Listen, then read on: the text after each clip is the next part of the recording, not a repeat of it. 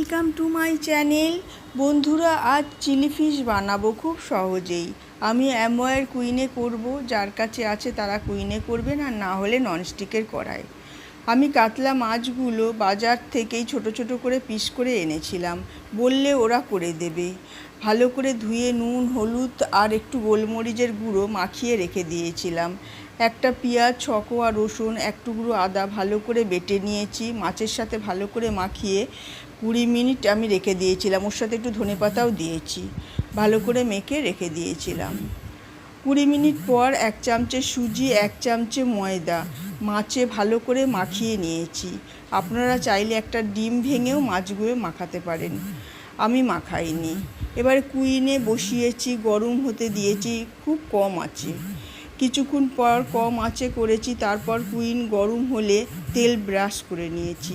মাছগুলো একটা একটা করে সব দিয়েছি, দিয়ে ঢাকা দিয়ে দিয়েছিলাম। কিছুক্ষণ পর ঢাকা খুলে অন্য পিঠ আবার করে নিয়েছি, উল্টে দিয়েছি। বন্ধুরা, একদম লাল করে ভেজে নিয়েছি, একদম কম তেলে। মাছগুলো তুলে ওর মধ্যে 2টো পেঁয়াজ বড় বড় করে কেটে নিয়েছি। 6 থেকে 7টা কোয়া রসুন লম্বা লম্বা করে ঝিরিঝিরি করে কেটে নিয়েছি। লম্বা লম্বা করে কেটে নিয়েছি 3 থেকে 4টে লঙ্কা খুব ঝিরিঝিরি করে কেটে নিয়েছি। দিয়ে কুইনে পেঁয়াজ রসুন দিয়ে ভেজে নিয়েছি, আর তেল দিইনি। বন্ধুরা, ভাজা হলে ক্যাপসিকাম দিয়ে নেড়ে নিয়েছি। তারপরে পেঁয়াজ আর লঙ্কা যেগুলো ছিল সব দিয়ে দিয়েছি। সামান্য নুন, 1 চামচে মিষ্টি, সমপরিমাণ মতন হলুদ দিয়েছি।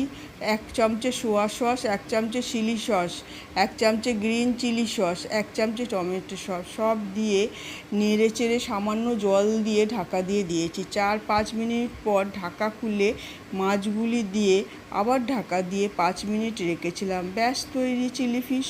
বন্ধুরা, এত সুন্দর হয়েছে, কম সময় কম তেলে, স্বাদে গন্ধে ভরপুর।